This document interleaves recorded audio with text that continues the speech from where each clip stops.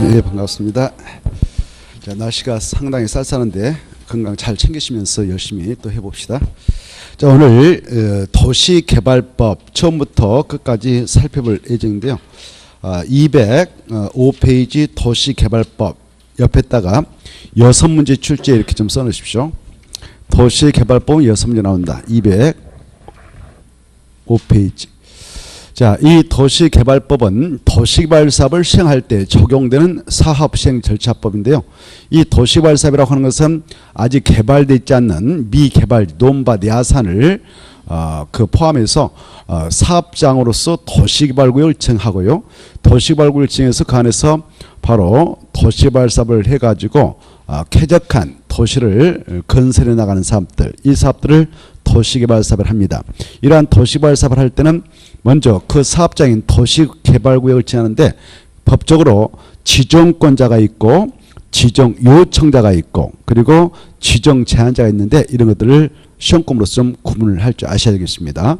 이따 우리가 긁어보겠습니다. 지정권자는 누군가, 지정 요청자는 누군가 이런 걸 보겠고, 그 다음에 이제 그 지정권자들이 도시개발구역을 정해서 사업을 할 때는 바로 시행자를 투입해서 보내요. 시행자라고 하는 자들은 우리 법에 12명이 규정되어 있습니다. 시행자가 될 수 있는 자격자를 12명을 규정해 놨는데 그중에 이 도시개발구역을 지정했던 지정권자가 하나를 선택해서 보냅니다. 그자가 들어가서 사업을 하게 될 때 시행 방식이 세 가지가 있어요. 세 가지. 그게 뭐냐면은 수용상 방식, 환지 방식, 혼용 방식이 있습니다. 이러한 것들을 먼저 보고 그 다음에 이제 사업의 시행 절차를 쭉 살펴볼 예정인데요. 여러분이 이 도시개발법을 공부할 때는 206페이지 하나 써봐요. 206페이지 그 옆에다 제일 위에다가 이렇게 지정권자, 도시개발구역 지정권자 써가지고 213페이지 이렇게 딱 받으시고 그 다음에 시행자 파트, 시행자가 될 수 있는 자격자가 223페이지부터 225페이지가 있는데 그 다음에 사업을 하는 시행 방식이 세 가지가 있습니다만은 세 가지를 좀 먼저 볼 필요가 있다 그 말입니다. 그 내용이 238페이지에서 239페이지 있는데 이 내용을 먼저 살펴보고 여러분이 복습할 때도 항상 그 파트를 먼저 딱 눈으로 찍고 그 다음에 쭉 이렇게 살펴 들어가는 것이 도시개발법을 빨리 잡아가는 방법이 되겠습니다. 지정권자, 시행자가 될 수 있는 자, 그 다음에 시행 방식. 자, 지금 우리가 도시개발법을 하고 있는데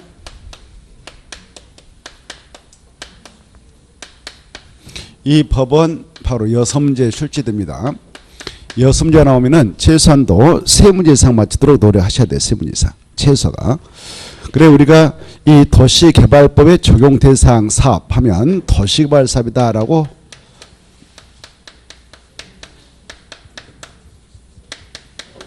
말씀을 드린 바 있는데요. 이 도시개발 사업이라고 하는 것을 시행할 때의 절차, 그 절차를 규율하고 있는 법이 이 법입니다. 이 도시개발 사업이라고 하는 것을 이 법 공부할 때 우리가 맛을 본 바 있죠. 국토의 계획 및 논한 법률, 국토개법. 이 법을 공부할 때에 중요한 계획, 개별 도시군에 있는 토지의 쓰임새를 바로 행정처에서 정해서 규제하고자 하는 그런 경우 이 계획을 통해서 그 내용을 결정해야 된다고 그랬잖아요.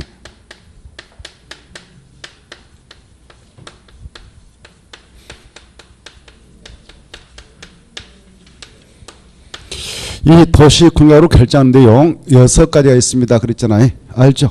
6가지. 첫째, 둘째, 셋째, 넷째, 다섯, 여섯. 약자로 용도 지역 할 때 용, 용도 지구 할 때 용. 이것들을 지정화 변경도 도시군가로 결정해서 합니다. 그 다음에 용도 구역 지정화 변경, 입주규제 최소구역 지정화 변경도 도시군가라고. 그 다음에 기반시설 설치 정비 계량 이것도 도시군가로 결정해서 하고. 그 다음에 도시개발 사업이나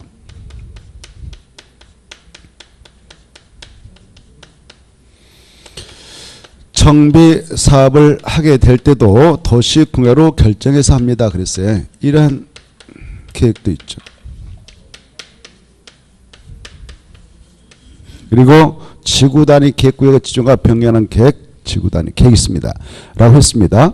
1번, 2번, 3번, 5번, 6번은 국토개법에서 바로 직접 규정을 해놓고 있기에 상세히 그 내용을 국토개법을 통해서 우리가 정리를 해 놓은 바 있고, 이 4번은 도시개발 사업하고 정비 사업은 국토개법에서 직접 그 사업의 시행 절차를 규율하고 있는 게 아니고 특별법이 이와 같은 도시개발법, 다음 주에는 이제 정비 사업 시행 절차를 규율하고 있는 도시 및 주관경책을 봅니다. 이렇게. 그래 이 두 가지 사업은 이렇게 같이 특별법을 통해서 규정하고 있다 했죠. 그래서 오늘은 저기에서 파생된 법인 도시개발법을 지금 살펴보려고 하고 있습니다. 알겠죠? 다음 주에는 바로 정비 사업을 정비법을 통해서 우리가 공부를 할 겁니다. 자, 그래 이 법의 적용 대상 사업인 도시개발 사업이라고 하는 거, 도시개발 사업이라는 것은 아직 이렇게 개발되어 있지 않는 그런 논밭, 야산 이런 데다 이 사업을 하기 위해서 이 장소를 지정해. 이렇게 도시개발 사업을 할 장소다라고 도시개발구역을 딱 지정합니다. 이때 법적으로 이 구역을 정할 수 있는 지정권자는 바로 아무나 하는 게 아니고 법에 규정되어 있는 권한권자만 할 수 있도록 하고 있는데, 그 권한권자가 누구냐면은 원칙은 관할 시도사하고 그리고 대도시장이 지정을 할 수 있어요. 그리고 외회적으로 바로 국토교통부 장관이 5가지 사유에 해당하면 또 지정을 할 수 있습니다만은 이자들이 아니면 지정을 못하게 되어 있습니다. 이 구역을 지냈던 지정권자가 사업을 진행해 나갈 때 이 사업 끝날 때까지 계속 관리를 합니다.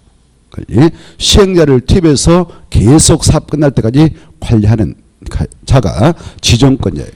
그래 이 지정권자가 이 도시발구이다라고 칭해서 야간에서 도시발 사업을 하게 되는데요.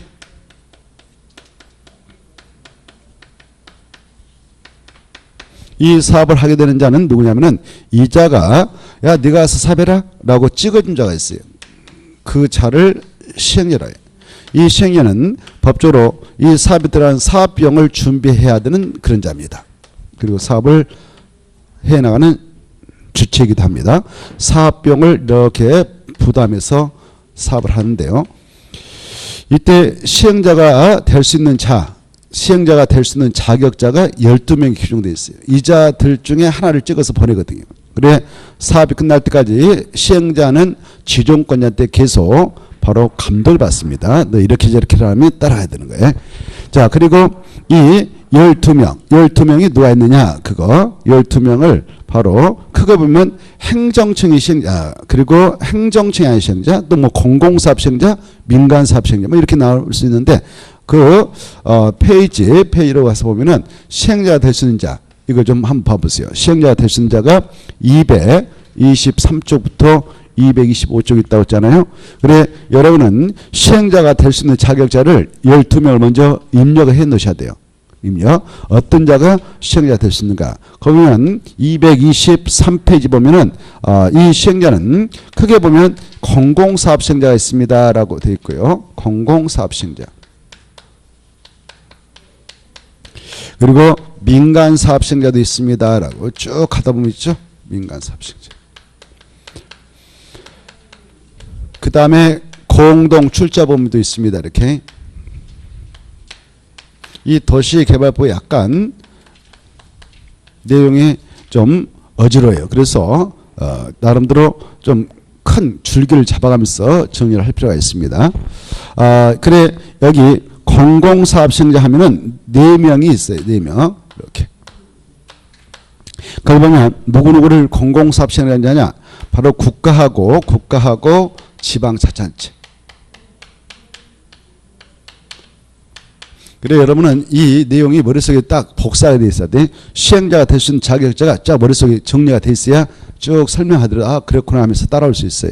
이게 머릿속에 정리 안 되어 있으면 연결이 안 돼 버려. 그래서 국가 지방자치단체도 있고 그 다음에 바로 대통령으로 정하고 있는 공공기관이 있는데요. 이 공공기관을 또 잘 여러분은 정리해 두셔야 돼. 공공기관 하면 이것은 국가에서 만든 그런 공사와 기관을 말이에요. 국가는 대한민국, 한국이죠, 한국. 그래서 한국이란 말이 5개로 나옵니다. 5개. 그래 한국 다음에 세 번째 있는 용어에다가 체크하면서 가요. 그래서 토, 수, 농, 관, 철. 그리고 매입 공공기관은 그냥 매에서 토수농 간철매. 이네들을 도시개발법에서는 공공기관을 한다 이렇게 봐두셔야 돼요. 공공기관 하면 지방사는 포함되지 않습니다. 지방사는 별도로 지방자치단체 만든 공사로서 여기서 말하는 공공기관 달라요. 공공기관은 국가에서 만든 거예요. 국가. 그래서 공공기관 하면 6명을 의미한다. 토수농 간철매. 한국이 나오죠. 한국이 나오고 토수농 간철매. 보고 계신가요? 보고 계셔요? 자, 그거. 그 다음에 정부 출연기관 있잖아요. 정부 출연기관. 이것도 대한민국 정부에서 출자해서 만든 기관이니까 정부에 감독을 받는데 정부 출연기관은 2개를 말한다 이렇게. 바로 이것도 국가에서 만들었으니까 한국이란 말 붙이죠. 한국철도시설공단. 그 다음에 제주 국제자유도시 개발센터, 제주도 개발 투입하려고 국가에서 만든 겁니다. 2개를 의미한다 이렇게 받으시고, 여기 지방사 있잖아요. 지방사. 이 지방사하고 이 공공기관은 달라요. 그래서 공공기관은 국가에서 만든 건데 이것은 지자체에서 만든 거예요. 지자체. 이 대전광역시에 도시공사가 있다 그러면 그걸 지방사라고 하거든. 그래서 지방사하고 공공기관이 토수농 같으면 급이 다르다 이렇게 속뜻을 정확하게 이해해 두시고, 이네들을 편의상 공공사업시행을 하겠다. 그래서 공공사업시행하면 이네들이 머릿속에 그려져야 돼. 공공사업시행 이것도 단숨에 처리하려면 이렇게 구, 지, 그 다음에 지가 나오죠. 정공에서 국지전공 이렇게 합시다. 우리끼리 국지전공. 공공사업시행하면 공적 주체 얘네들이 공적 주체. 그 다음에 자, 이 민간사업시행 그리고 말이죠. 여기 또 하나 이 국가하고 지방자치단체 이 2명만을 특히 행정청 시행이라 한다 이렇게 또 아셔야 돼요. 행정청이 시행자. 그래 도시개발법을 공부할 때 행정청이 시행자가 나오면 국가하고 지방자치단체다 이렇게 이해를 해 두셔야 돼요. 나머지 이제 전체 이 2명을 빼고 나머지를 행정청이 안 시행자다 이렇게. 행정청이 안 시행자면 밑에 다. 그리고 행정청이 시행자면 국가하고 지방자치. 행정청이라고 하는 것이 국가하고 지자체를 말하거든요. 자, 그 다음에 민간사업 시행자가 될 수 있는 자격자가 쭉 있을 거예요. 그게. 그 중에 여기 첫째, 둘째를 특히 중요해요. 바로 민간사업 시행자가 될 수 있는 자 중 도시개발구역 내 도시개발구역을 저렇게 지냈다면 그 안에 있는 토지 소유자는 도시개발사업 시행자가 될 수 있는 자격자가 돼요. 이렇게. 근데 건축물 소유자는 아니다. 이것도 알아두셔야 되겠어. 건축물 소유자 아니고 토지 소유자다. 그 다음에 이 도시개발구역 안에 있는 이 토지 소유자들이 이것 중에 토지 소유자들이 도시개발을 위하여 도시개발을 하기 위해서 도시개발 사업을 하기 위해서 설립한 초. 이거 특히 그래 이걸 약자로 도시개발자비라 해요. 도시개발자. 더 약자로 자비라는데 도시개발자분 누가 만들었냐? 도시개발가 있는 토지소유자 만들었다 이거. 건축물 소유자 아니다. 이거 꼭 아시고 이 토지 소유자들이 만든 조합. 이 조합은 바로 또 이 시행 방식이 있다. 3가지 나온다라고 했잖아요. 그 중에 이것은 아주 중요한데 이 도시개발 조합은 그 도시개발 사업 전부를 환지 방식으로 시행해 나가게 될 때 한정에서만 시행자로 지정을 받아가지고 사업 시행자가 될 수 있습니다.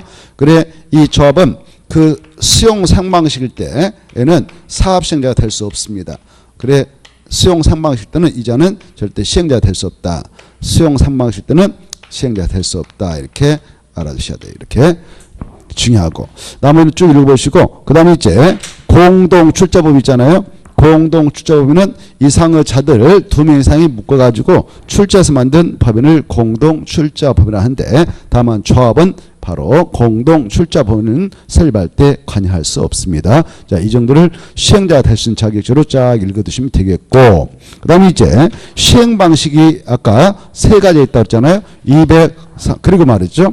이 시행자가 될 수 있는 자들 이 12명 있는데 우리 법에 12명 중 누가 시행자를 징해서 보내는가? 지정권자가 시행자를 징해서 보낸다 이렇게 하셔야 돼요. 자, 그 다음에 이제 시행 방식이 3가지 있다고 했죠. 3가지를 바로 238조부터 239조까지 한번 보도록 하겠습니다. 그래 이 도시개발 구역을 지정할 당시에 이 안에서 도시개발 사업을 하게 될 때는 바로 아직 개발되어 있지 않는 땅을 대상으로 해서 하는 거예요. 이렇게.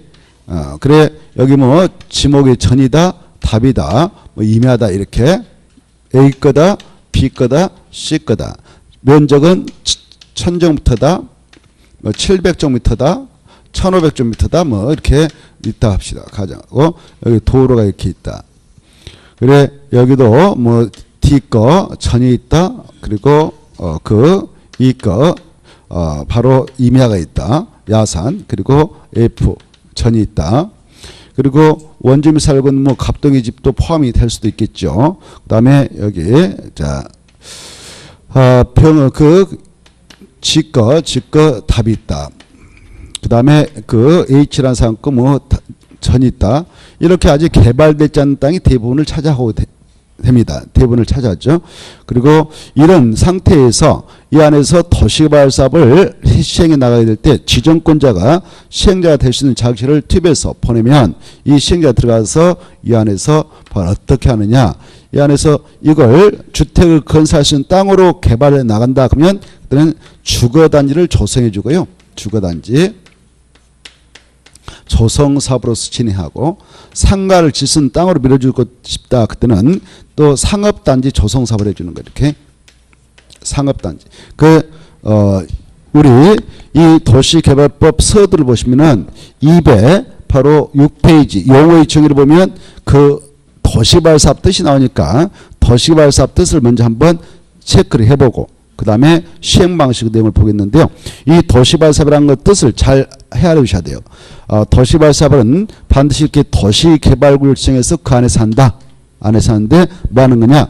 바로 이 안에서 주거 찾아서 체크, 단지 찾아서 체크, 조성 사업. 그래 해석할 때 주거 단지 조성 사업 이렇게 하고 또 상업단지 조성 사업, 상업단지 조성 사업 이렇게. 그래 이 도시개발 사업은 여러 가지 목적을 가지고 추진할 수 있구나. 주거단지 또 상가를 질 수 있는 땅으로 개발해주는 상업단지 조사 단지를 조성해준 단지. 그 다음에 바로 산업단지 공장 같은 걸 질 수 있는 땅을 만들어준단 말이죠. 그 다음에 유통단지. 그래 유통센터 뭐 물류센터 이런 건물 질 수 있는 단지를 조성해 준다든가 아니면 생태문화단지 보건복지 기능을 갖는 단지 조성사업을 한다든가 아니면 큰 시가지를 조성해 나간다든가 이런 사업을 다 묶어서 도시개발 사업을 한다 이렇게 알아셔야 돼요. 그래 이 도시개발 사업은 무슨 주택만 건설 공급하는 사업이다 이러면 틀린 거예요. 과거 시험에 나왔는데 도시개발 사업이란 도시개발구역 안에서 주택을 건설 공급하는 사업만을 말한다 이렇게 나왔어. 말이 안 되죠. 그런 말을 있지도 않아 거기. 그래서 이런 사업을 싹 묶어서 도시개발 사업을 한다. 과거에는 이 도시개발 사업이라는 용어를 쓰지 않았고요. 과거에는 토지구역정리사업 그랬어. 2000년도까지만 해도 토지구역정리사업이라고 했던 것을 바로 법을 개정하면서 용어를 좀 도시개발 사업으로 바꿨으니까 바로 도시개발 사업이라는 것은 토지구역 정리사업하고 같다 이렇게 이해하시면 돼요. 그래 이렇게 돼 있는 땅을 바로 시행자가 이 땅을 이제 지정권자부터 접수를 받아가지고 바로 이 땅을 시행자 어마어마한 사업비를 투하해서 이렇게 들어가서 사업을 합니다. 사업을 해가지고 바로 만들죠. 그래 이 안에 들어가서 포크레인 동원해가지고 논밭 야산이 있으면 싹 정리해가지고 밀어가지고 새로운 기반시설 도로 싹 뚫고 새로운 도시를 쾌적하게 조성하고 단지를 조성한 만큼 싹 밀고 해서 딱딱 이렇게 맹지 발생하지 않도록 토지구역 정리를 하는 거예요. 이렇게 하는 사업을 도시개발 사업이라. 이때 주택을 건설해 나가도록 하기 위해서 만들었다 하면 주거단지 조성사업을 했다 이렇게 하고 상가를 질 수 있는 땅으로 만들었다 하면 상업단지 조성사업을 했다 하고 그다음에 공장 질 수 있는 땅으로 밀었다 하면 산업단지 조사업, 물류센터 창고를 지도록 했다면 바로 유통단지 조성사업을 했다 이렇게 표현합니다. 그리고 이 내포 신도시 세종시까지 크게 만들었다 그러면 시가지 도로 팡팡 뚫어서 큰 신도시 만들려고 사업했다. 그래서 시가지 조성 사업했다. 이렇게 그런 사업을 쌓고서 도시개발 사업을 하는데 이때 이 시행을 하는 방식이 세 가지 있다 했잖아요. 그때 이렇게 돼 있는 땅을 이 시행자가 재정권자한테 시행자 지원을 받아가지고 들어가서 사업할 때에 이 땅을 바로 싹 소유권 넘겨받아요. 그때 다 땅값 주고 넘겨받습니다. 시행자가 땅값을 다 주고 소유권 넘겨받죠. 이때 넘겨받는 방법 좋게 협의 매수합니다. 땅값 다 주고 소유권 이득에 맞춘단 말이에요. 그래도 끝까지 버틴 친구들은 법에 근거해서 강제로 그 재산을 시행자 취득해 와서 사업하는데 그걸 수용이라고 그래요. 그렇게 하는 방식이 있어요. 수용상 방식. 법에 근거해서 재산을 싹 보상처럼 뺏어오는 방식. 그래서 시행자가 자기 걸로 만들어 놓고 사업하는 방식. 이 방식을 수용상 방식이라 한다. 그래 여기 238쪽을 하셔서 체크해 봅니다. 어떠한 사유가 있을 때 수용상 방식을 준해서 하는가. 이 방식. 그 사유를 여러분 짝짓해서 알아주셔야 돼요. 238페이지 보면 도시개발 사업 시행 방식이 세 가지가 있습니다. 1번 읽어두셔요. 시행자는 토지 등을 수용 사용하는 방식 하나, 그 다음에 환지 방식 둘, 그 다음에 이를 호용 방식 셋, 이렇게 세 가지 있다 딱 체크하시고, 그 다음에 이제 바로 그 시행 방식의 사유가 오른쪽 페이지 나오는데 박스 중립해 가지고 박스를 좀 자주 읽어 두셔야 되겠다. 오른쪽에 그 사유가 나옵니다. 오른쪽 페이지로 넘어왔는데 자 오른쪽 페이지 보면 어떤 사유가 있으면 수용 사용 방식을 적용할 수 있는가 그 사유가 나와 있죠. 자 그러면 같이 봅니다. 박스 속에 보면은 계획적 체계적인 도시개발 등 집단적인 조성과 공급이 필요하다. 거기다 체크. 집단적 그 말에다 포인트 딱 잡고 집단적으로 한다. 그럴 때만 무슨 방식이 인정되는가? 수용 사용 방식. 이 말을 꼭 기억하세요. 집단적. 그래 내포 신도시, 세종시, 동탄 이기 신도시 이런 데는 어마어마하게 크게 집단적으로 하고 또 했습니다. 그런 장소는 무슨 방식을 정해서 했겠습니까? 수용상 방식 이렇게. 자, 그래 이 말 꼭 아시고 수용상 방식을 정해서 사업을 하게 되면 이 시행자가 이렇게 땅값 다 주고 또 강제 수용하던 협의 매수하던 땅값 다 주고 보상처리해서 넘겨받고 시행자 뭐 한국토용사다 지방사다 그러면 그네들이 사업을 다 끝냅니다. 끝내고 나서 지정권자한테 이걸 가서 검사받고 중검사 받고 조성된 사업을 통해서 이 조성된 토지를 공급해서 팔아먹는 거예요.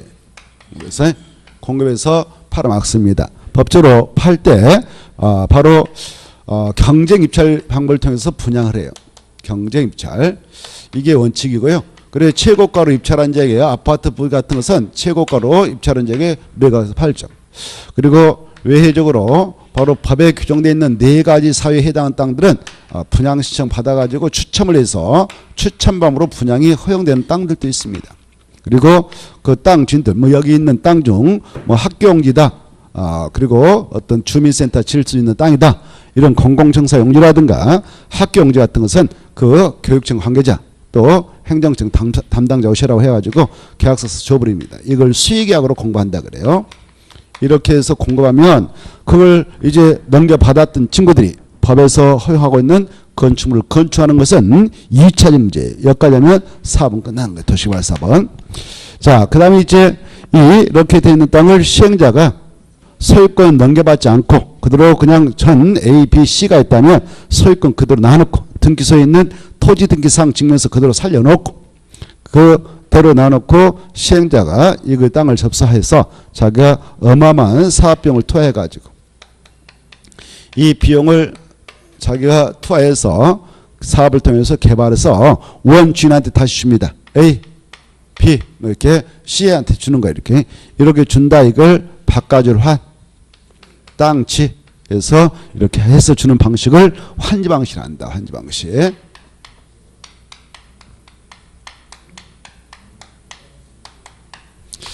그래 이때 바꿔주는 것을 환지를 합니다. 개발하기 전에 정전 땅이 있죠.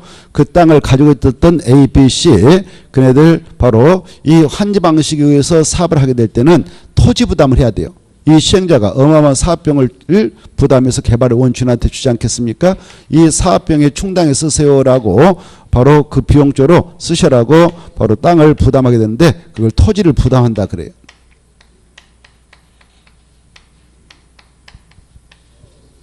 이때 부담률은 정전 토지 면적 대비 보통 50%를 초과된 범위에서 정하도록 되어 있습니다만은 외에도 있습니다만은 일반적으로 절반 정도를 부담하자 이렇게 하면서 사업을 진행해요.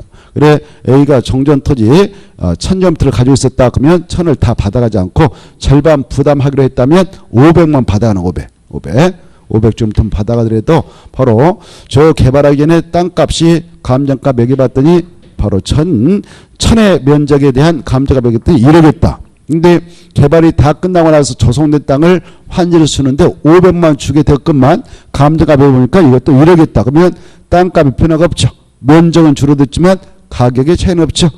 그래서 손해본 게 없으니까 일반적으로 환지 방식을 통해서 사업할 때 정전 토지 소유자들 토지 부담을 감수하면서도 응하게 되는 겁니다. 왜? 이렇게 개발되어진 땅을 환지로서 받게 되면 여기 바로 이 땅을 받았던 환지 받았던 친구들은 여기서 법적으로 허용하는 건축만 딱딱 건축하고 끝나잖아요. 도로 다 개설되어 있고 상하수도 뭐 이런 것들 다 구비되어 있으니까 이런 것들 기반이 싹 구축되어 있으니까 땅값도 이제 올라가고 또 새로운 쾌적한 도시가 조성되니까 건물을 건축하게 되면 건물값도 올라가기 때문에 뭐 면적은 약간 줄어들지라도 크게 손해본 게 없으니까 일반적으로 환지 방식으로 사업할 때 응해 나가게 됩니다. 그래 이때 환지 방식을 통해서 사업하게 될 때 이 시행자는요 직권으로 이렇게 땅을 딱딱 만들어 주는 거예요. 이 정전 토지 소유 의사에 반해서. 그래 P 700을 가지고 있었다. 그런데 700을 다 받아간 게 아니고 절반을 부담하기로 됐다면 바로 350만 줘도 되잖아요. 근데 그냥 500 줘버릴 수가 있어. 이걸 늘려준다. 150을 더 줘버린단 말이에요. 150을 플러스해서 더 줄 수 있어. 이걸 증환지라 증환지. 아까 A는 적절해 줬다 해서 더하고 빼는 거 없이 줬으니까 적응환지라고 하는데 이 친구는 더 늘려줄 수 있어요. 이걸 증환이라고 그래요. 증환을 하게 될 때는 땅값을 계산해 줍니다. 이 땅값을 청산해 주죠. 이걸 그래서 청상을 준다 그래. 청상을 주고 끝냅니다. 그래 청상을 이 B한테 받아가요. B한테 시행자가 야 청산 내놔라 해서 청산을 받아갑니다. 그 다음에 저기 C 원래 저 1500 가지고 있었는데 750 부담하기로 됐다면 750만 줘도 되는데요. 그냥 500 줘버렸어. 500 줬다면 마이너스 250 해버렸다 이거 아닙니까? 줄여줄 수 있거든. 이렇게 이걸 가만히라 가만히 하게 됐다면 250의 땅값만 계산해 주면 돼요. 이걸 청산을 겹한다. 이렇게 하는 방식을 뭐라고 하냐? 환지 방식을 한다. 이렇게 알아두십시오. 이해돼요? 이때 환지 방식을 정해서 사업하게 될 때는 여기 봐봐. 주로 이 시행자를 누구를 정해서 보내느냐? 여기 보세요. 이 도시발구역을 정했던 지정고자께서 야 여기서 사업해라 라고 시행자를 투입해서 보낼 때 12명의 자격자가 있었습니다만은 누가 이 안에 들어가서 사업할 때 권리를 이렇게 원만하게 조정하면서 할 수 있겠냐? 바로 그 안에 있는 토지 소유자. 아니면 그들이 만든 조합이 바로 지들끼리 그 권리 조정을 원만하게 하면서 사업을 추진할 수 있겠다 싶어서 우리 법에서는 이 도시개발 사업 전부를 환지 방식으로 시행해 나가게 될 때는 이 시행자가 될 수 있는 자격자 중 이 2명을 우선적으로 투입해서 보낼 수가 있다 이렇게 하고 있어요. 도시개발 안에 있는 토지 소유자 그들이 만든 조합을 시행료로 지정해서 보내게 돼 있다. 무슨 방식으로 사업을 할 때 그러냐? 환지 방식 이렇게 하시고 여기 보시봐. 이 도시개발 조합이라고 하는 친구는 이 조합은 바로 이 사업 전부를 환지 방식으로 시행해 나가게 될 때 한해서만 시행자 지정을 받아서 시행자가 될 수 있고 수용 방식으로 사업할 때는 절대 시행자가 될 수 없다. 이렇게 딱 확인을 시켜 놓으셔야 됩니다. 자, 그래 이때 이 법은 그래 이렇게 지정된 땅에서 수용 방식으로 사업할 때는 이렇게 하자. 이렇게 지정된 땅에서 환지 방식으로 사업할 때는 이렇게 하자라는 절차를 그려놓고 있는 것이 도시개발법인데 그 절차를 우리가 하나하나 이제 살펴보려고 합니다. 그리고요. 아까 저렇게 돼 있는 땅을 이렇게 환지 방식으로 해서 환지 준다. 이거 환지첩이라요. 환지첩. 알겠나요? 환지 처분. 아까 환지 처분할 때 적응환지 처분이 있을 수도 있고 증환지 처분을 할 수도 있고 그 다음에 감환지 처분도 할 수 있겠죠. 그때는 청산을 주고받으면 끝나는 거죠. 그리고 이제 금방 땅을 땅으로 준다. 적응환지, 증환지, 감환지. 이걸 평면환지라고. 평면환지. 땅의 권리를 땅으로 준다. 이거 뭐라 한다고요? 평면환지. 평면환지. 근데 이 환지는 이런 평면환지로 나갈 수도 있지만 환지 형식이 두 가지 있어. 바로 여기 갑이 그래. 나 땅만 받고 땅만 받고 그러면 건물 짓 때 혼자 지라니 힘드니까 시행자 능력도 계심으로 사업한 차에 바로 아예 그냥 건물까지 져서 나한테 건축물 일부인 구분수권하고 땅에 대한 지분을 좀 묶어서 줬으면 좋겠습니다. 라고 신청할 수 있어요. 예? 이렇게 시행자한테 신청, 오케이. 그렇게 해 드리겠습니다. 해서 이 시행자가 그 건축물하고 땅에 대한 지분을 건축을 하고 개발을 해서 줍니다. 이렇게 주는 것을 뭐라고 하냐? 입천이라고. 입천지.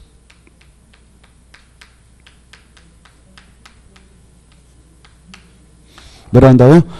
입천지. 그때 입이 뭐냐면은 세울잎. 지자가 땅 지자. 그래서 땅에다 세우는 몸체가 뭐냐? 채자가 몸체 채자인데 땅에다 세우는 땅 지자, 땅에다 세울잎, 입자가 세울잎, 몸체 채자. 검이란 몸체를 세워서 땅하고 집을 묶어서 주는 것을 입천이라 한다. 이렇게 하셔요.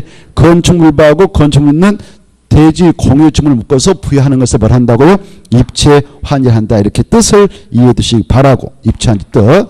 그래 입체환지를 하게 될 때는 바로 시행자가 직권을 하는 게 아니고 반드시 여기에 있는 바로 토지 소유자가 신청할 수도 있고 이렇게 H가 이렇게 신청할 수도 있고 건물주가 건축물 소유자가 이렇게 신청할 수 있어. 그래서 신청을 받아서만 바로 입천지를 해 나갈 수가 있다. 그리고 입천지 형식이라고 하는 것은 뜻이 뭐냐?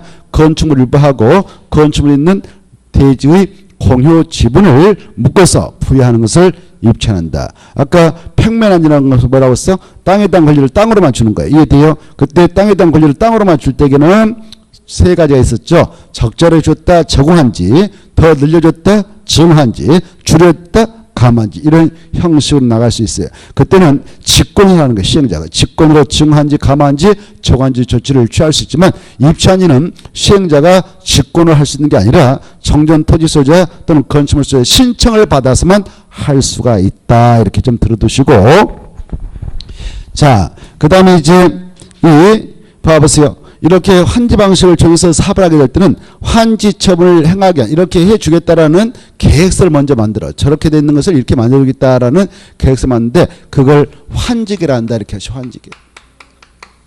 환지 계획을 딱 작성해.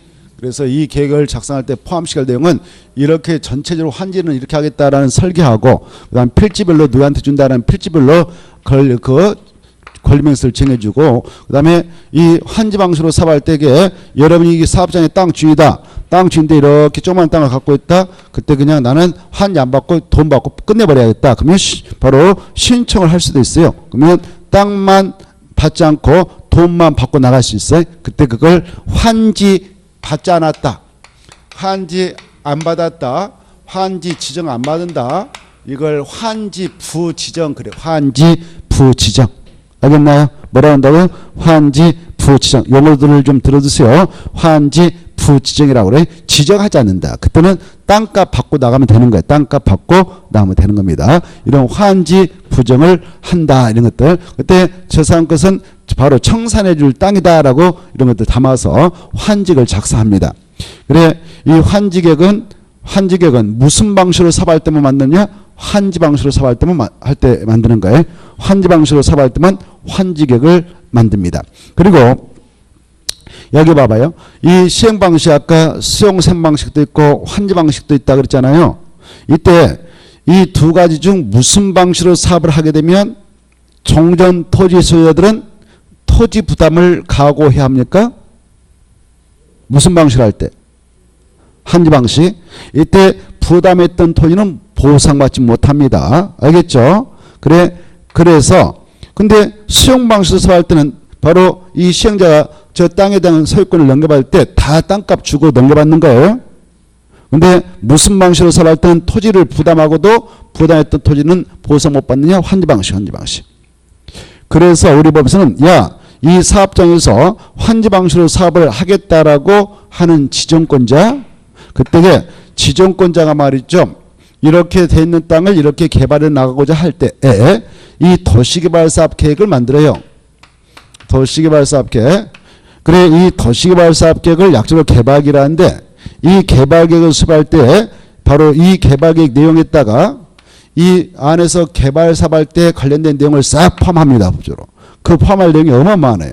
그런 내용 중에는 포함시킬 내용 중에는 바로 여러 가지 내용이 있는데 시행 방식도 정하고 뭐 시행자도 정하고 그럽니다만은 이때 시행 방식을 환지 방식으로 하려고 한다. 환지 방식으로 사업을 해 보겠나라고 개발계획을 만들려고 한다. 라고 할 때는 이 안에 있는 토지 소유자들의 토지 부담이 수반되는 건이니까 개발계획을 만들 때부터 이 안에 있는 자의 동의를 받도록 하고 있어요. 동의? 환지 방식으로 사업을 해보려고 개발계획 만들 때는 이 안에 있는 토지 소유자의 동의를 받도록 돼 있다. 그러나 수용 방식으로 사업할 때는 다 땅값 주니까 바로 동의받지 않고 한다. 개발만 한다. 이렇게 좀 들어주십시오.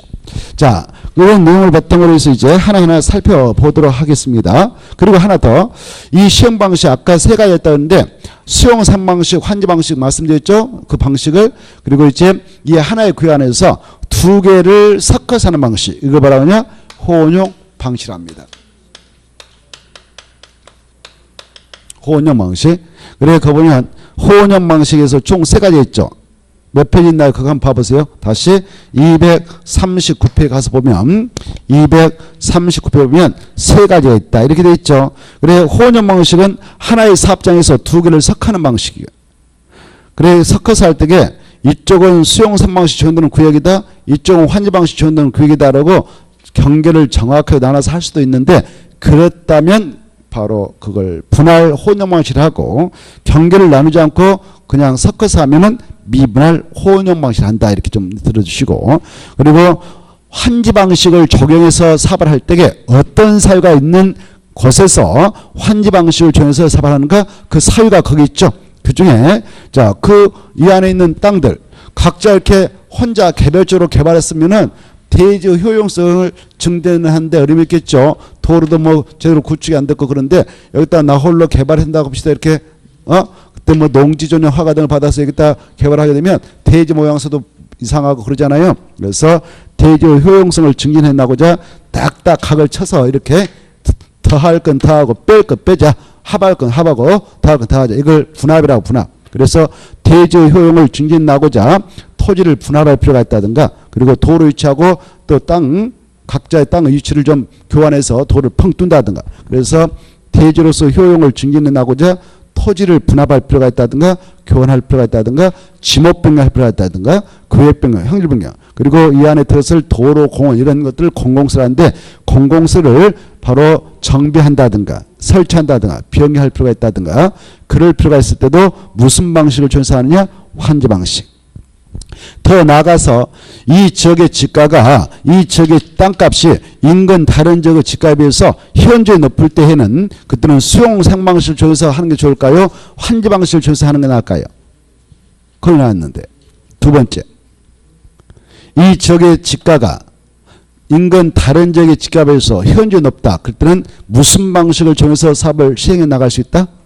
환지 방식이 나와있죠. 그래, 그때는 수용 상방식을 적용하기 너무 어렵다. 왜? 엄청난 보상을 준비해야 되는 애로가 있고 또 사업비용을 준비해야 되는 애로가 있기 때문에 바로 그리할 때는 환지 방식을 적용해서 사업을 시행해 나갈 수 있다. 이걸 꼭 봐두죠. 아주 중요해요. 그래서 어떤 사유가 있으면 환지 방식을 적용할 수 있는가? 두 번째 있으니까 두 번째를 잘 읽어두시기 바랍니다.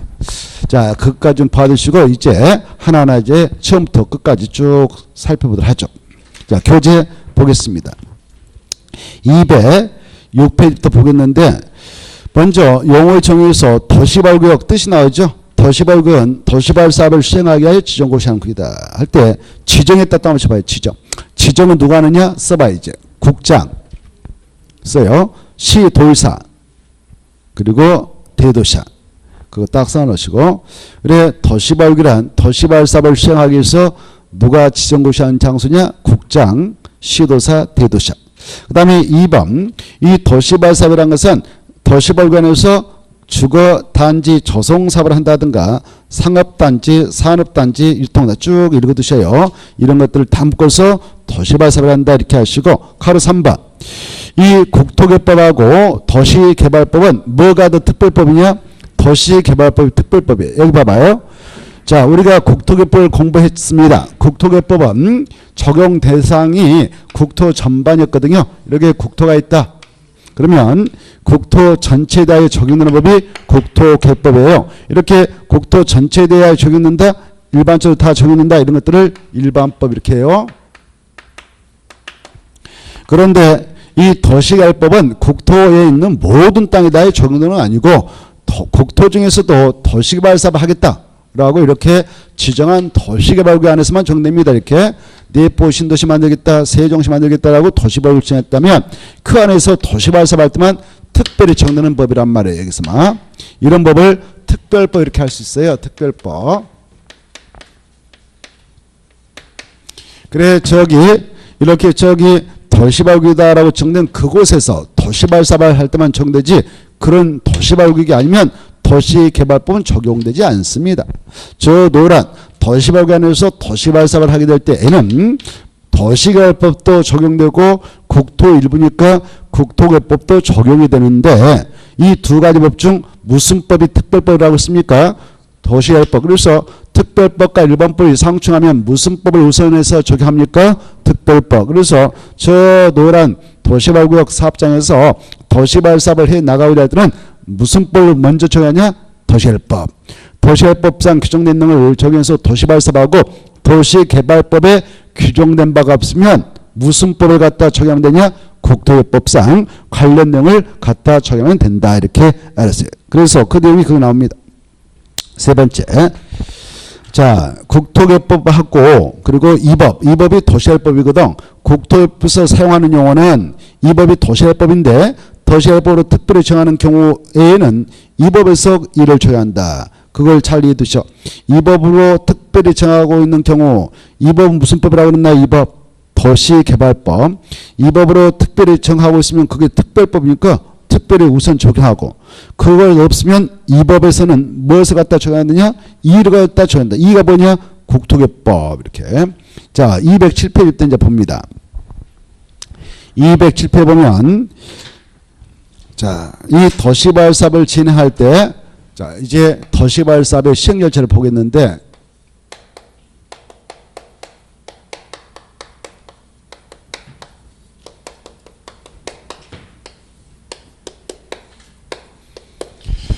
자, 지금 수용 방식으로 사업을 한다 합시다. 이 사업장을 수용 방식으로 사업을 한다. 수용 생방식으로 사업을 하게 되는 사업장일 때 바로 가장 먼저 이 사업을 하고자 할 때는 이렇게 도시개발 사업을 하겠다.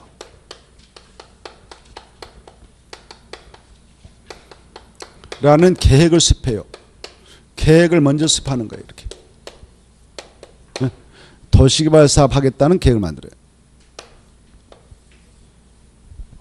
그래, 저 안에서 도시개발구역청에서 이 안에서 이런 내용으로 사업하겠다. 뭐 주거 단지를 조사한다든가 상업 단지를 조사한다든가 이런 내용을 담는 계획을 수립합니다. 이 계획을 도시개발 사업 계획이라. 이 개발 계획이라 한대요. 이걸 약초로 이 계획을 수립해 가지고 이 계획에 따른 사업장을 지정합니다.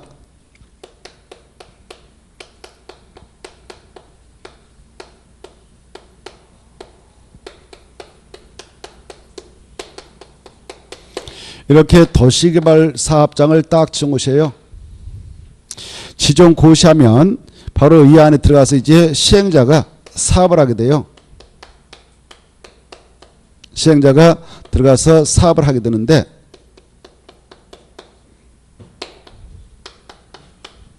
이때 이 시행자는 이 구역을 지정했던 지정권자가 지정해줘요. 도시개발구역을 지정했던 지정권자가 너 가서 사업해라라고 찍어주거든. 찍어줬던 그 시행자가 들어가서 사업을 하게 되는데, 사업할 때는 이렇게 사업을 실시하게 해서 이 공간을 만들어내겠다는 계획서를 작성합니다. 그걸 실시계획이라고 그래요. 실시계획 작성해서 인가 신청해서 지정권자한테 인가 신청하고, 그래 지정권자 그렇게 하세요 라고 실시계획 인가 고시를 내주면 늦어도 2년 내 사업에 들어가야 됩니다.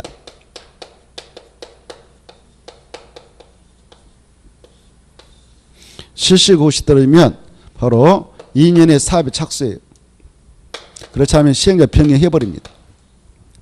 그래 사업에 착수해.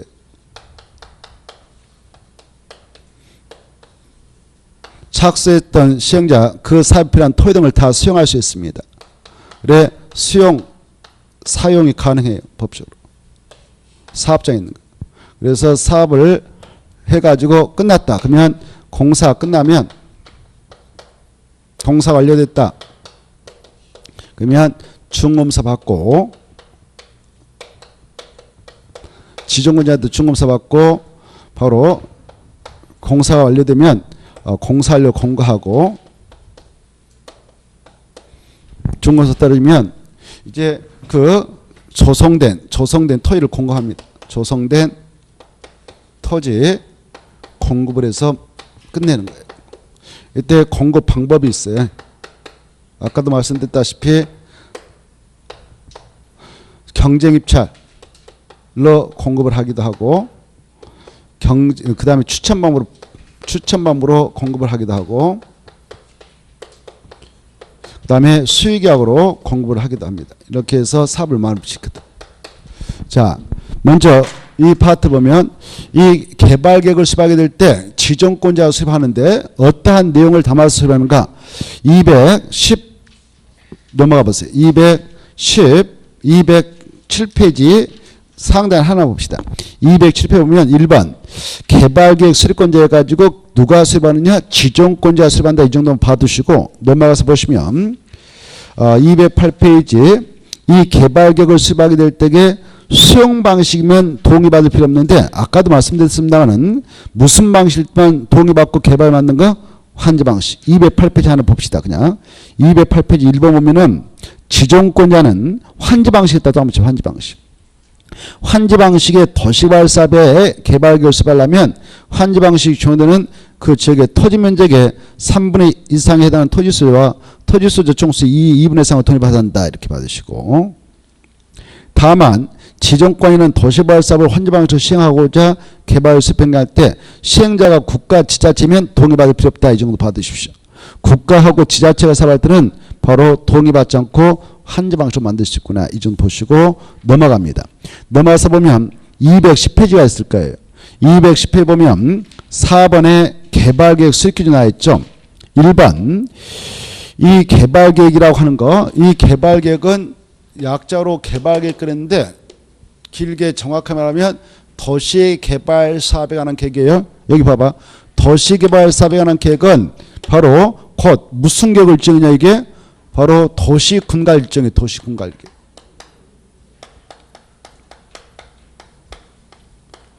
도시군가로 결정하는 내용을 우리가 6가지로 정리한 바 있잖아요. 바로 용용용 기사집에서 네 번째 도시개발 사업에 관한 계획이 있었죠. 그래서 이 개발계획은 무슨 계획 일정인가? 도시군관리 일정이다. 이렇게 하셔요. 도시군관리 일정이니까 이 계획이 한번 수립되어서 여러 가지 내용을 포함하여 그 사업과 이 안에서 이렇게 사업을 하겠다라는 내용을 포함해서 수립해가지고 고시하면 고시된 그 계획의 내용은 구속력이 있다. 이렇게 하시고 구속력. 그래서 고시된 그 계획의 내용들만 여기서 도시개발 사업이 진행되는 겁니다. 그만큼 중요한 계획이 개발계획. 그래 여기 봐봐요. 이 도시개발 사업에 관한 계획은 도시군관리 일정이라고 했지 않습니까? 그래서 여기 봐봐. 여기 지금 도시개발구역 안에서 사업하겠느라고 지금 이걸 수립하는데 이 개발계획을 수립하게 되는 이 장소에 이 관리계획보다 더 상위 계획으로서 광역 도시계획이 수립되어 있다든가 도시군 기본계획이 수립되어 있다면 이 계획들이 관리계획인 개발계획보다 상위 계획이기 때문에 이 하위 계획인 개발계획을 수립할 때는 사항여기에 들어맞도록 수립을 해야 합니다. 그래야만이 되는데 그 내용이 거기 나 있죠. 가로 1번 보면 광역 도시계나 도시군 기본계획이 수립되어 있는 지역에 대하여 개발계획을 수립하려면 개발계획 내용이 그 사항여기에 들어맞도록 해야 한다 이렇게 받으시고, 이때 개발계획 딱 줄 거 봐요. 개발계획 무슨 계획 일종이라고요? 도시군관리 일종이다 이렇게 써놔요. 공부해 줄게. 도시군관리계획 일종이다. 도시군관리계획 일종이다. 그 다음에 가로 2번도 잘 쓰면 나오니까 가로 2번을 또 받으세요. 자, 이 개발계획을 수립하게 될 때, 이 개발계획을 수립하려는 이 면적이 얼마 이상이면 여러 가지 기능이 서로 조화르는 도시가 되도록 개발계획 수립을 가해지는가, 그 수치를 가지고 여러분 출제했으니까, 자, 이 개발계획을 수립하게 되는데 수립하려는 그 지역의 땅이 330만 제곱미터 이상이다. 330만 제곱미터 이상. 그러면 바로 330만 제곱미터 이상이면 평수로 한 사람이 약 100만 평 이상이거든. 그래 어마어마한 큰 신도시 만든다 이렇게 생각하면 돼요. 330만 제곱미터 이상인 그런 사업장을 대상으로 해서 사업하려고, 도시건설을 하고 이 개발계획을 수립하려고 한다. 이 계획을 수립하려고 할 때는 바로 이 안에 배치하게 될 여러 가지 기능, 이렇게 이 개발을 통해서 확정 고시되면, 고시가 딱 되면 그대로 이 도시는 건설된다고 했지 않습니까? 그래 이 계획을 통해서 여러 가지 기능을 배치하게 되는데, 그때 뭐 주거기능이라든가, 주거기능, 그 다음에 교육기능, 그 다음에 유통기능, 생산기능, 그리고 유락기능, 이런 기능이 어떻게 되도록 수립해라고 나옵니까? 서로 조화가 이루어지도록 해라 이렇게 하고 있죠. 이 중에. 그래 주거부터 기능까지 줄 거 봐요. 주거부터 기능까지 줄 것이고, 이걸 약자로 복합적 기능, 그래 복합적 기능 써놔요. 그래 주거, 생산, 교육, 유통, 유락 등의 기능, 이걸 쫙 줄 것이고, 이걸 한마디 뭐라고 하는가? 복합적 기능 이렇게 써놓으시고, 이 복합적 기능이 어떻게 되도록 개발계획을 수립하라고 합니까? 서로 조화, 이 말 중에 서로 조화가 이루어질 수 있도록 이 개발계획을 수립해야 된다. 이 개발계획 한번 수립 고시되면 그 계획대로만 도시가 건설된다고 했지 않습니까? 이때 여러 가지 기능이 서로 조화가 이루어지도록 해야 되는데, 이때 봐보세요. 이 개발계획을 통해서 수립할 때에 바로 여기다 주거기를 배치했다면, 이 도시공간 건설할 때에 여기다 주거기를 배치했다면 여기는 주택이 주로 건설되는 땅이 됩니다. 그래서 단독택 쫙 들었을 것이고, 연립택 같은 거, 아파트 같은 거 쫙 들었을 거예요. 네? 여기다 주거기를 배치했다면 그러는 거예요. 그리고 여기다 교육기능을 배치했다면 여기는 초, 중, 고가 쭉 건설될 것이고, 여기 유통기능이 배치되면 여기 유통시설이 쫙 들을 거라면, 생산시설이 여기 생산이 배치, 유락기능이 여기 배치됐다면 유락시설이 쫙 들어요. 유흥주점 같은 거, 카지노 영업소 뭐, 아니면 무도장, 무도학원 이런 것들이 다 유락시설에 해당하거든. 이렇게 배치하는 것은 나름대로 서로 조화로운 도시가 될 수 있도록 했다 볼 수 있는데요. 만약 이걸 기능을 배치할 때 이렇게 했다 합시다. 주거기능만 싹 배치해서, 이건 서로 조화로운 도시가 아니죠. 그래 어느 특정인만 우선 배치해버리면 안 되고, 여러 가지 기능에 서로 조화가 이루도록 배치를 해라 이렇게 하고 있어요. 그리고 배치할 때도 여기 봐, 여기다 주거기능을 배치했다, 여기다 유락기능을 배치했다, 여기다 바로 교육기능을 배치했다, 여기다 뭐 생산기능, 유통기능을 배치했다. 그럼 여기 주택가가 형성된단 말이죠. 여기는 유락기능이 배치됐으니까 유락설이 쫙 들었을 거란 말이에요. 교육기능이 배치되니까 초, 중, 고가 들었을 것이란 말이에요. 그러면 여기 보세요. 얘들이 초, 중고 애들이 여기 주택가에서 유흥과를 지나서 초고등학교, 고등학교, 대학교 가면 좋을 게 있어 없어요? 없죠. 그래 이건 조화로운 도시가 될 수 없겠죠. 안 그래요?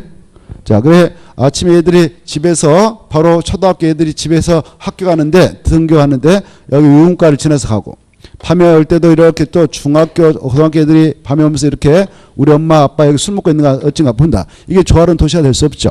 그래서 이렇게 하지 말라 그 말이에요. 아주 중요한 말인데 그래 자기들이 뭐 먹는 건 좋지만 얘들 교육상 안 좋잖아요. 그러면 안 되니까 이런 게 서로 좋아하는 도시가 될 수 없다. 그래서 우리 법에서는 그 면적이 얼마 이상인 곳에 도시를 건설하고자 할 때는 여러 가지 기능이 서로 조화가 들어 해야 하는가. 바로 330만 제곱미터 이상이다. 이거 잘 나오니까 알았어요. 100만이다 330만이다 330만. 그래서 우리 법에서는 이 개발계획 수반한다는 것이 어마어마하게 힘든 일이에요. 그래서 이런 면적이 330만 제곱미터 이상이면 5년까지 시간을 잡고 해. 보통 5년까지.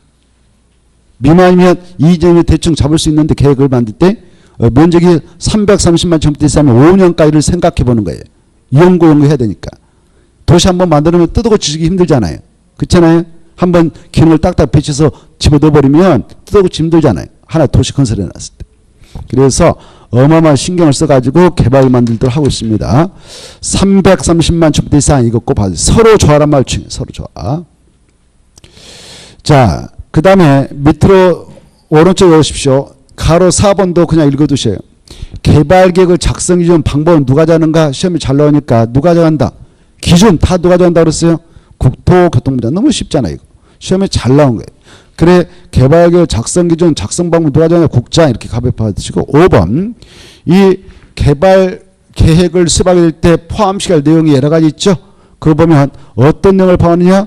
이 구역의 명칭 이 계획에 따라 도시를 건설하고자 하는 이 구역은 어떤 목적을 가지고 지금 건설하고냐? 명칭. 주거단지냐? 상업단지냐? 산업단지냐? 명칭도 정하고 면적도 정해주고 이치도 밝혀주라 이겁니다. 개발계획 수립할 때게. 그리고 시행자는 누가 들어가서 할 것이냐? 저 12명 중 누구를 보낼 것이냐? 이것도 정해주고 언제 착수하고 언제 끝낼 것이냐? 사업기간도 정해주고 그 다음에 시행 방식 뭘로 할 거냐? 이걸 다 밝혀주는 거예요. 개발계 만들 때. 그리고 이 도시 건설에서 인구 몇 명 수용할 것이냐. 세종시는 50만을 목적으로 하고 있고요. 그리고 이런 조그마한 혁신도시 같은 것은 8만, 10만을 목표로 하고 있어요. 그래서 인구 수용격도 꼭 정해줘요. 그 다음에 토지 이용계. 각각 블록 어떻게 할 것인가. 그게 나왔죠. 그래 거기 인구 수용계획, 환경 보정, 토지 이용계, 그 다음에 교통 처리계 이런 것들을 포함합니다. 그리고 시행 방식이 수용 방식이면 14번도 꼭 집어넣어라 이렇게 하고 있어요. 아주 중요해요. 14번. 14번이면 수용 사용 후 대상이 되는 토지는 뭐고 건축 뭔가 토지에 있는 물건은 뭔가 소유권의 권리 뭔가 이 14번도 꼭 집어넣어줘요. 무슨 방식으로 사업을 하게 될 거냐? 수용 생방식으로 할 때. 14번 중요해요. 그럴 때 사업장 안에 편입된 것들 수용할 수 있는 것도 법에서 밝히고 있어요. 토지도 수용해버릴 수 있고 이 안에 건축물 때문에 건축물도 수용해버릴 수 있는 것이고 법적으로. 그리고 토지에 정착해 있는 물건이 감납 변화도 수용할 수 있다. 의협권도 수용할 수 있다. 이 안에 관광권이 있다면 관광권도 수용할 수 있고 무료 사용 권리까지 다 수용해버릴 수가 있다. 소유권을 걸린 뭐 지상권도 다 수용할 수 있다. 잘 받으셔야 돼요. 14번은 눈여겨보셔야 됩니다. 그래 수용 방식으로 사업할 때는 이 개발계획 있다. 개발계획 되어 있다. 그런 내용도 포함한다. 시행 방식, 수용 방식이다 그러면 수용 후 대상이 되는 토지는 뭐뭐다. 이런 것들을 세세하게 담습니다. 목록을. 이걸 세목록이라고 그래요. 수용하게 될 토지의 세세한 목록을 이 개발기다 집어넣어서 여기 봐봐요. 집어넣어서 수립해가지고 고시해. 이걸 약자로 세부 고시라고 그래요. 거기다 써놔요. 세부 목록 옆에다 고시 쓰고 썼다면 시행자에게 토지 등 수용권 부여.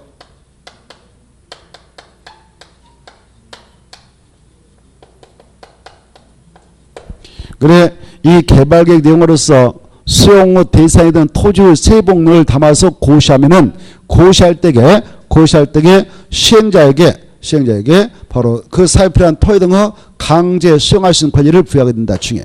그래 언제 이 시행자에게 수용권을 법적으로 부여해버린가? 세부 목록 고시했을 때 이거 꼭 알으시고. 자, 그 다음에 이제 넘어가도 되겠는데 넘어가서 보면 213페이지 지정권자 나있죠. 도시발구역 지정권자 조금 전에 봤죠. 그래 지정권자는 원칙은 누구라고 그랬습니까? 시도사하고 대도시장. 체크. 213페이지. 213페이지 보면 지정권자 찾았나요? 213페이지. 자, 이 도시개발구역을 수립하게 될 때 지정권자 수립합니다. 수립하는데 이때 그러면 누가 지정권자 아까 했습니다만은 지정권자는 써놓으세요. 체크하세요. 국장하고 시도사, 대도시장 있다. 원칙 시도사, 대도시장 쭉 내려와서 가로 3번 국장. 그래서 거기 보면 원칙과 A하고 국장 이렇게 싹 묶어버려요. 반가로 1번, 2번, 3번까지 싹 묶어서 지정권자를 그렇게 통째로 눈으로 봐두세요. 그게 지정권자 파트거든. 그래서 지정권자는 시도사도 있고 체크하고 대도시장도 있고 국장도 있다 이렇게. 찾았나요? 그네들이 지정권자다. 시도사하고 대도시장하고 국장이 있다 이렇게. 이네들만 지정권자다. 이네들이 아니면 절대 지정할 수 없다 이렇게 알아주십시오. 이게 여러 번 나왔거든요. 지정권자. 그래 지정권자를 보면은 첫째 다음에 어느 하나에 해당하는 자 박스 들어가봐요. 박스에 들어가면 가로 동그라미 1번 특별시장, 광역시장, 도의사, 특별자도사를 약자로 뭐라고 하냐. 이 법에서 이제 시도사입니다. 그네들을. 그리고 2번 대도시장 있죠. 대도시장 뜻 알죠? 그래 무슨 말이냐면은 여기 봐봐요. 이 도시개발구 이렇게 지정하려고 하는데 이걸 지정하려고 하는데 이 장소가 서울특별시다. 서울특별시에서 이걸 지정할 때는 누가 정할까요? 서울특별시장이 정한다 이 말입니다. 그 다음에 6대 광시다. 여기 인천, 부산, 대구, 울산, 대전, 강주다. 그러면 광역시에서 누가 정하는가? 광역시장이 정한다 그 말이에요. 여기다 이렇게 특별시장이 정하고 여기 광역시는 광역시장. 그 다음에 여기 이걸 지정하려고 하는데 그 장소가 바로 저기 특별자치도다. 제주도다. 특별자치도이면 누가 정하느냐? 도지사가 정한다. 제주도지사 특별자치도지사가 지정합니다. 그리고 여기가 팔도다. 팔도는 경기, 강원, 충청, 남북, 경상, 남북, 전라, 남북에 있죠. 그에 도지사가 계시고요. 팔도대에는 각각 크고 작은 기초자산 시군들 있잖아요. 이 시 중 여기는 50만 명 이상, 여기는 50만 미만, 못돼 50만. 그래 여기는 대도시 시장이 있어요. 대도시에서는 대도시장이 직접 지정할 수 있다. 근데 50만 미만의 시와 군에서는 그 시장 군수는 지정 못하고 도의사가 지정을 해 나간다 이렇게. 알겠죠? 지정권자. 근데 여기 이제 금방 이네들 특별시장, 광역시장, 특별자치, 도의사, 도의사 약자로 시도사를 한다. 시도사. 여기 도시개발법에서는요. 여기 봐봐. 도시개발법에서는 여기는 안 나와요. 특별자치. 특별자치시의 대장을 특별자치시장이라 하잖아요. 여기가 세종시죠. 세종시는 노무현 정권 시절에 세종시 건설을 이렇게 도시개발구역 지정해서 지금 사업 중에 있으니까 세종특별자치장 또 거기다 자기가 또 지정할 수 있냐? 안 된다. 그래서 세종시에서는 세종특별자치장에게 지정할 수 있는 권한을 부여하고 있지 않다. 그래서 도시개발법을 공부할 때는 특별자치장은 처음부터 끝까지 한 번도 나오지 않는다라고 기억해 두시기 바라고. 그래 도시개발법상 시도사는 특별자치장을 뺀 광역자치단체장 4명을 말한다 이렇게 하십시오. 자, 그래 여기 봐요. 여기 서울특별시에서 할 때는 특별시, 아까 서울특별시에서는 특별시장이 시한다고 그랬잖아요. 서울특별시에 25개 자치구청장 계신데 이 자치구청장은 자기 구에다가 지정할 수 없다. 이게 중요해. 지정 권한이 없어요.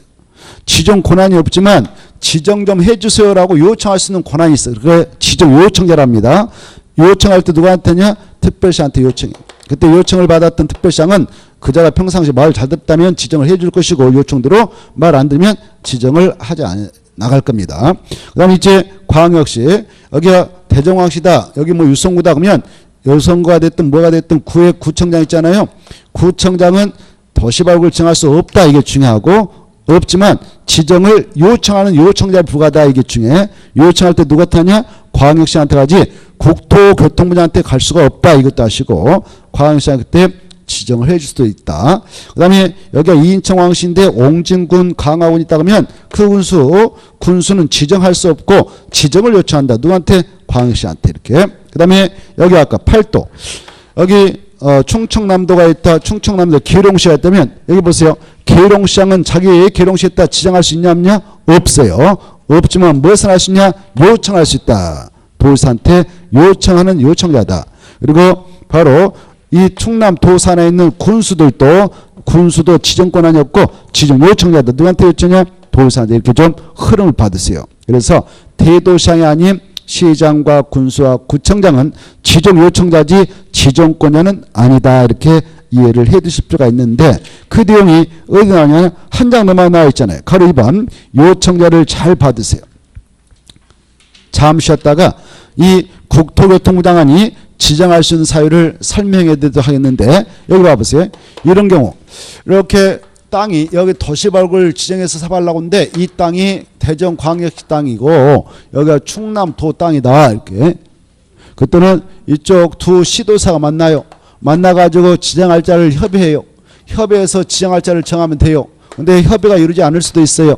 그럴 때 어떻게 하느냐? 국토교통부 장관이 직접 도시발굴 지정해 나갈 수가 있다. 지정할 자를 정해준 게 아니라 직접 구역을 정할 수 있다. 그래서 국토교통부 장관이 그런 경우 포함해서 총 5가지 경우가 있으면 직접 지정해서 추진할 수 있다. 이렇게 살펴보도록 하겠습니다. 잠시 쉰 후에 국장이 지정할 수 있는 사유 5가지가 아주 중요하니까 별표 5개 쳐놓고 잠시 쉬고 나서 설명해 드리도록 하겠습니다.